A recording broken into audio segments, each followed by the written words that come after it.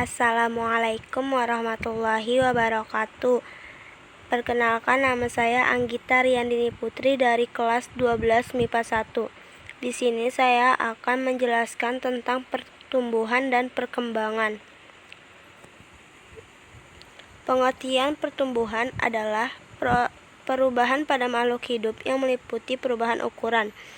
Pertumbuhan bersifat irreversibel atau tidak dapat kembali ke kondisi semula dan dapat dinyatakan dalam ukuran bilangan atau bersifat kuantitatif. Pengertian perkembangan adalah proses suatu organisme menuju kedewasaan. Perkembangan tidak dapat terukur atau bersifat kualitatif.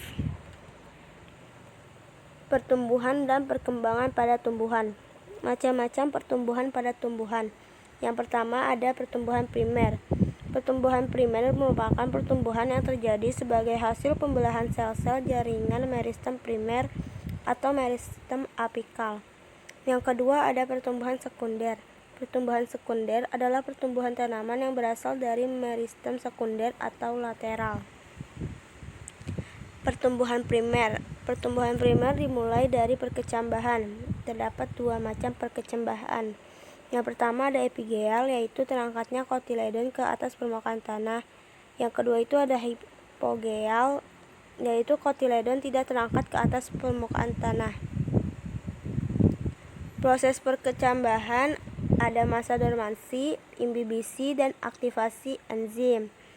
Masa dormansi yaitu berhentinya pertumbuhan karena kondisi lingkungan tidak sesuai.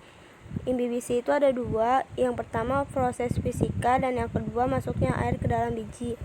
Aktivasi enzim itu proses kimia dan ada enzim amilase, protease, lipase bekerja aktif.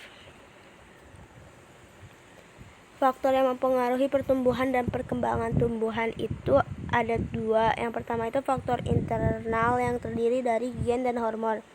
Yang kedua itu ada faktor eksternal yang terdiri dari suhu, cahaya, air, kelembapan, dan nutrisi.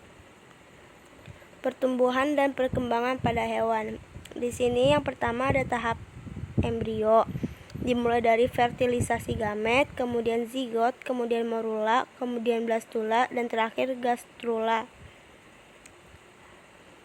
Nah, pertumbuhan dan perkembangan pada hewan ini ada dua fase. Yang pertama fase embrionik, yaitu fase setelah terjadi fertilisasi antara sel sperma dan ovum yang membentuk zigot hingga tumbuh dan berkembang menjadi embrio.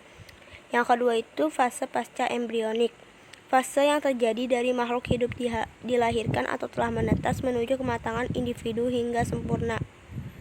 Sekian penjelasan dari saya, kurang lebihnya mohon maaf. Wassalamualaikum warahmatullahi wabarakatuh. Terima kasih.